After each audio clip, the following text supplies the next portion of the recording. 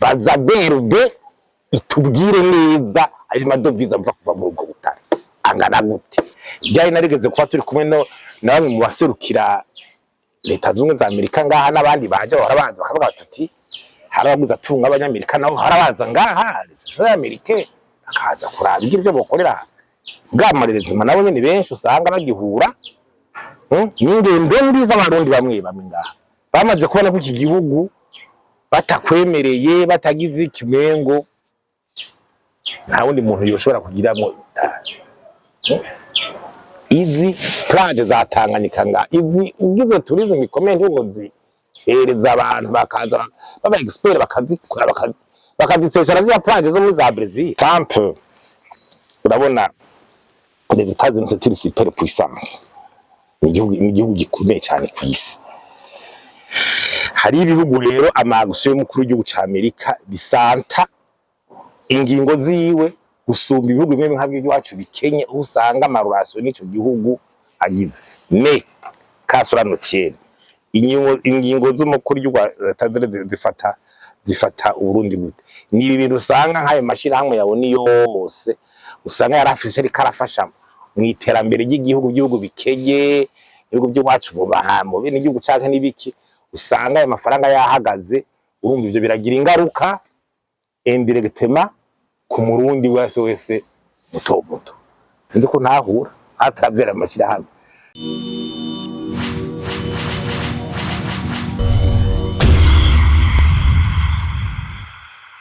Ubwa mbere hari ico bita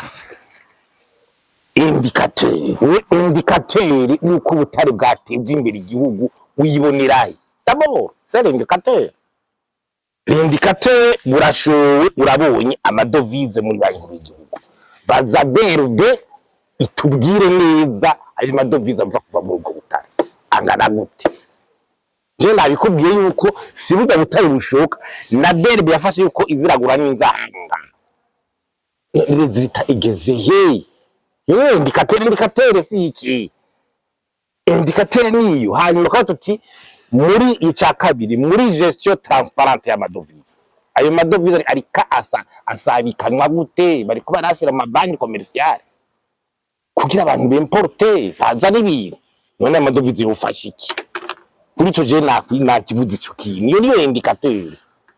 None we yindi indicateur uruganiye ivyo kwandika muri budget ngo 18 miliyari 18 miliyari dikwa 18 miliyari c'est quoi. Ega ubutare butanga contribution kubira aho 18 miliyari y'amarundi kuma redevance canke ama tax ça c'est ico kimwe ni les devises qui entrent now en deuxième partie gushika ubu no muri document de stabilisation économique tubona ko ubutare butera 1% mu butunzi bw'igihugu 1% du PIB. C'est donc il indicateur. Deuxièmement la transparence. La transparence ku butare si kubona amakamera karagenda. Ça c'est pas une transparence. Ndenda maguye amakamera. None wogenda kuri poro wabona ibidaraza ndiko birare. Wogenda kuri poro. Nta makamera y'abadaraza bari korashorera ibintu wanze. Cya kuri poro uhagarare haje. Muri uturanga menye ivyo bashoye byari ngene bingana. Ndakujane gaye. Kuri poro ama container ari karagenda. Sasa y'abarundi kameme. La transparence si ushora n'indege irahaguruka igatwara ibintu iyo najya kuri aeroport indege usanga ifite amasashe amakori itwaye ibintu none bakweretse ayo makori birimo quantité tenere iki etude zabaye canke niki iyo babiri abari kwarabugura batowe gute amakontra beze gute batsanze quantité gana gute concentration ingana gute amara azotanga nangahe yarashitse mbega avis de maison technique comme OBM ni yihe bari bihagari inzego za leta zibikora zigira gute technique zikabasubiza kwa container haguka ibyo ni normale no kuri poro bidaraze ko biragenda n'abasora amakabu imifuko ikiragenda none ngira barinyegeza bukurindika amakabu hanze ushoreka hanze arinyegeza ntibigera ajya kuri poro kiretse peut-être witwaye muri fraude. Le déficit c'est la rentrée de devises ibivuye muri yo ruzi. La transparence niyo. Yindi transparence ni byo kwinjira muri bitiye. Akaba ntuze transparence ibyanzira n'ibyo byose kwaja. Eka bari ko bari export ni bande. Ayo ma entreprise ari karagura ni muteni ki export. Iyo entreprise ni yihiri kirashora ubutari hanze ni kiye kigo. Siki ubona makabagiye ni secteur entreprise ni berbe ni ubene ibishowe nande bishowe nande sonare inde sonare se kreka parking ki famire ni leta razishira hamwe rishora ubutari hanze cyashidwe rya leta niki d'urgence inganze tena entreprise publique créée est-ce qu'il y a une entreprise publique créée quoi gulitirasho yuta hari ama transparence c'est tout un processus ivyo no kuvyumva kandi imezuko mugabo nabatanye bari ko bikuruko nibazane iyo resultat y'ubwo butare bwinjire hanyuma abantu bareke kurugira kuri imirongo nga c'est la logique.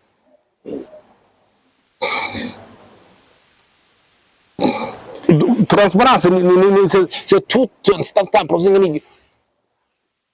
ngene byinjira ngene kibiso sukuvuga ngo amakamyo agiye ngo barakweretse ibyo amakamyo naho nabigusiguri naho woje yose amakamyo yose abari karaguruka agenda gushorerwa hanze no privé kwe ngo ndaguhera abandashoye ikawa hanze amakoni niyo yakwereka none cyo ngo ashoye amatona ngana gutyo cyane nibiki no ivyo rero nivyo abantu badire barindiriye ivyo rero niriko biragenda gutyo basi tuvuge tuti okay byabaye suppose ego daturagize confiance ati leta urabikoze sivyo ni duhereze bitariro indicateur umuntu natururi est-ce que vous allez organiser des marchés des enchères des devises uvuge muti amadovize aje muri beri boni plein ça veut dire banque commerciale peuvent acheter bashobora kuyagura umuntu importation genda kayaroga cyangwa anduma muri kakanwa ababo ingwa hano mu bisanzwe berbe guverinoma berbe nabone icara gukora yarakwikwa agira icyo kintu bita gestion professionnelle ni kuvuga kuri stade produits stratégiques zizwe n'amabanki abantu bose hakaba de modèle ama service prioritaire gusumba yandi ivyo ni ibintu yakozemo ujete donc témoin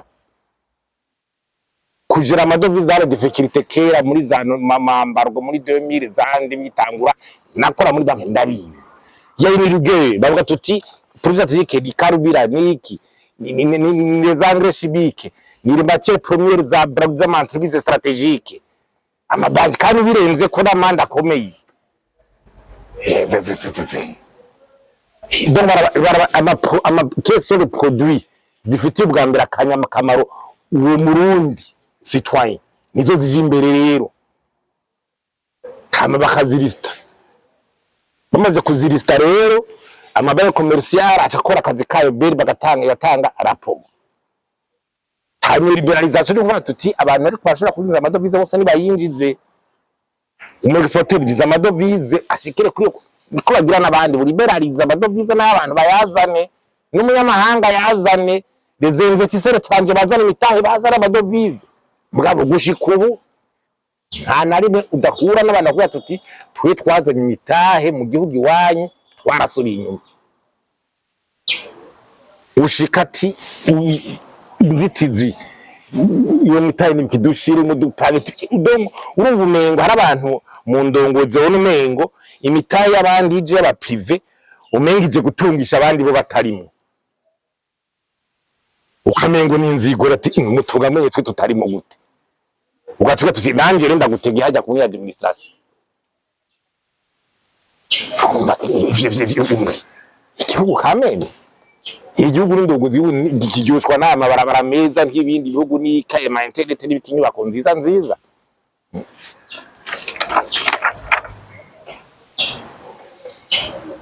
ico cari kimwe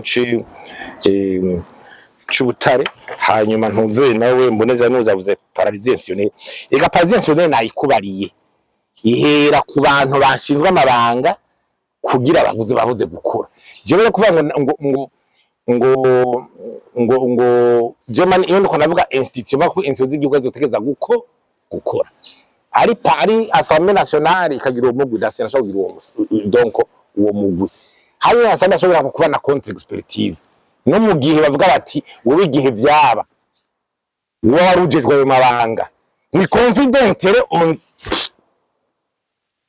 ushaka gutwara ni commission ngo wewe bavuga tuti kinjura nimba hari umuntu yo barabaye mushikiranganje akaba yo bangamira ayo mankete muri parlement hors d'état de nuire bayita confident wewe havuza n'umugwi gukora donc kite ibyo kwangata kuvye igihugu sivyo aho sivyo mu nzu kwata kuvye igihugu wanyumvise nta muntu umwe yaza kubangamira ku rwego rukora ngo nuko yabaye kicaga yabaye kiriye nje bitaduteka igwama akamide ko tubona sena igire nuze na sena nikore yaki tuvuga twabonye ukijanye na ntuze ina icubutare we na kivuze ko none ivy'amayuane imba amayuane hari bakaja kuja kuyazana kwiniza ibintu nivyinjire skiyayo am problem ntaco mbone kisi n'ikibazo nini imbaza muri jene bakazaza ibintu nibabizane sasa paza problem ni ushaka kuzana n'amayero kindiza ibintu amayero arakora imbara bayene Japone arakora amayuane agiye marakora amadolari arakora sasa ni paza problem ntaje simona ikibazo yose nakure makajyambe gusa no kuvuga tuti ibyo bintu biriko biraboneka ku isoko biriko biraboneka ku isoko igasoneza indicateur si bintu toute politique ira indicateur de résultat ntuze wiri yavuze ati uburimyi n'ubworozi 60% iki bo ikicoco nibaza yuko iki ushatse ko nyine burimyi n'ubworozi bwo kira yofata indi conference de presse yonyene ana iki nacyo kwishuye turadushikana saa midi iki niki tuko turagite ari amasecteur porteur de croissance tuko turategura agriculture za tourisme zandi mugabo dambere agriculture ihagarara ku bintu hariho d'abord les facteurs de produits agriculture nisi hakaba les fertiliser les intrants sivyo hagacaba ubushakashatsi hakaba ntuze ibijanye la vulgarisation méthode n'abacteurs agricoles ubumenyi bafise nyene justement n'ibiro vya gouvernance agricole du secteur gestion post récolte wani ikini kirekire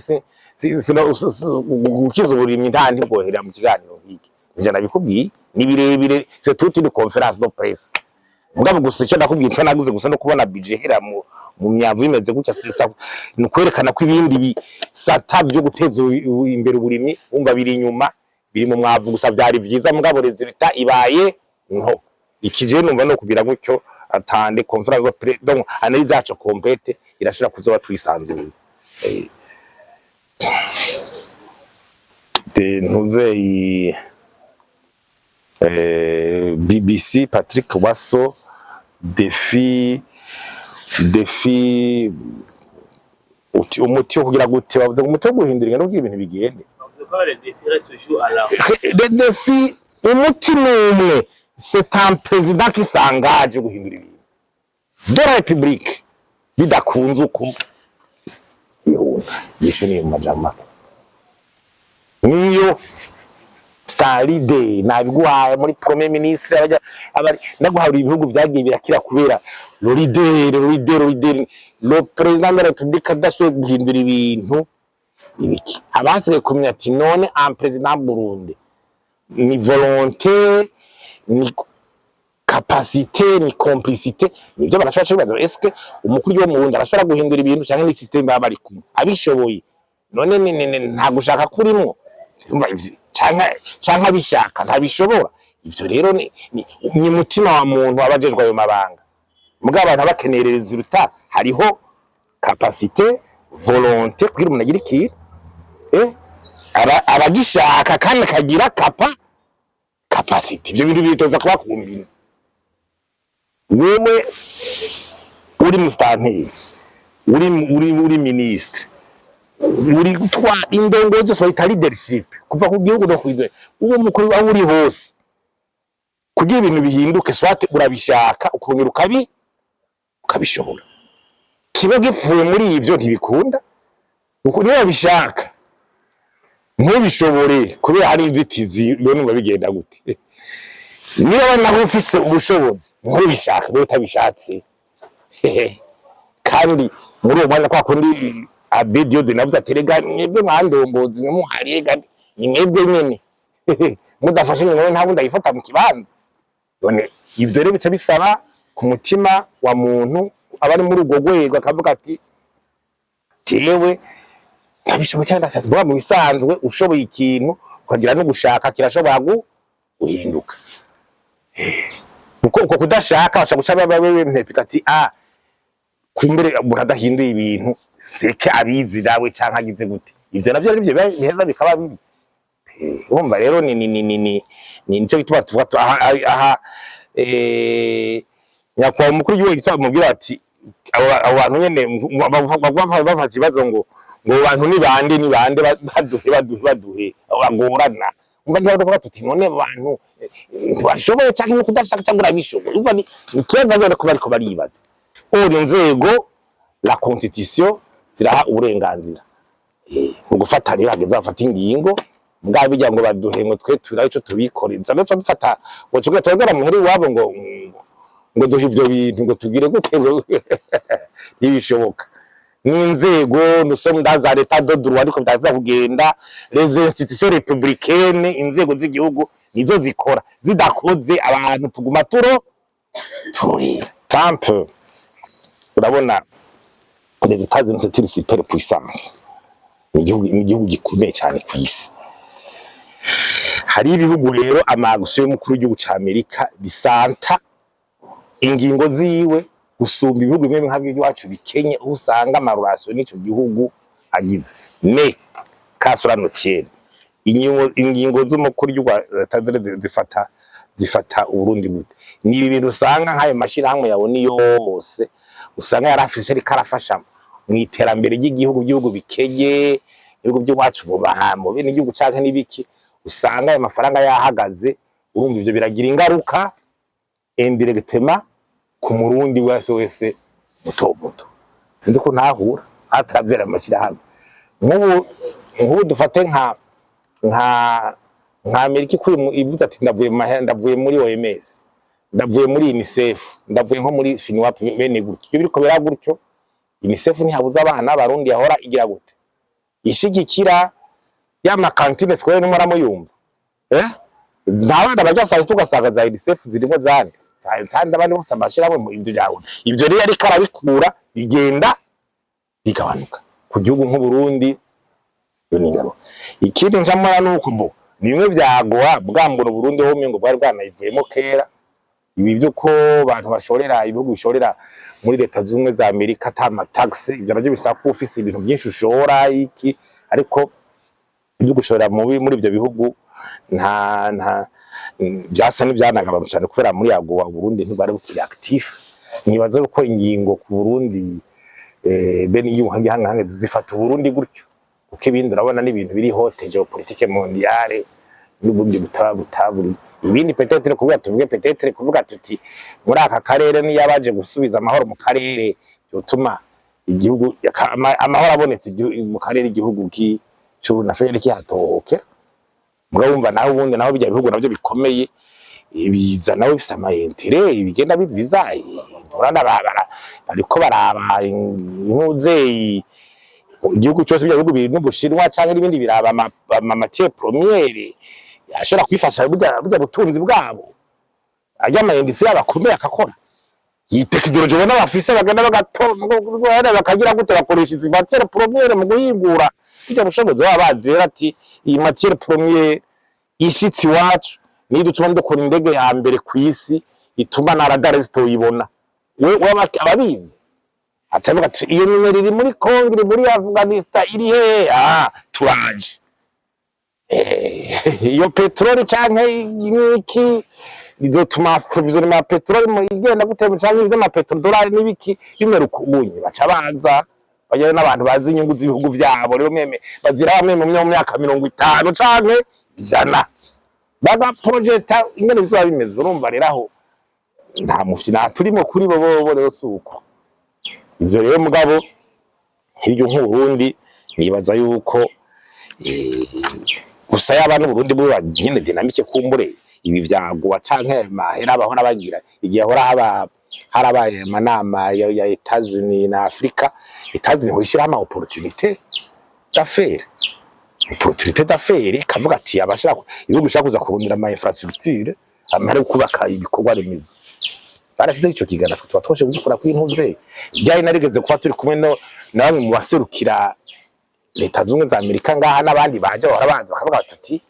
harabaguza tunga abanyamerika naho harabaza ngaha za Amerika akaza kuraba ibyo bokorera bwamarerezima nabo nyene benshi usanga bagihura n'ingendo mbi z'abarundi bamwe ngaha bamaze kubona ko iki gihugu batakwemereye batagize ikimengo nta wundi muntu yoshobora kugiramo izi plage za Tanganyika nga izi ugize tourism ikomeye ntuzi hereza abantu bakaza baba expert bakazikora bakadiseshara za plage zo muri za Brazil abafasha ba Brazil ukabaza ati canga muzari mitaye tuwe kitararika muyikore umbe faire du Burundi la capitale de l'ambiance donc du Brazil hamuri akaresurisha iyo Tanganyika ugasanga imapaya ati turabire ngire ziya za Santa Marina za Saraje zariya muze ga aho nana iki bibazo biri ngaha.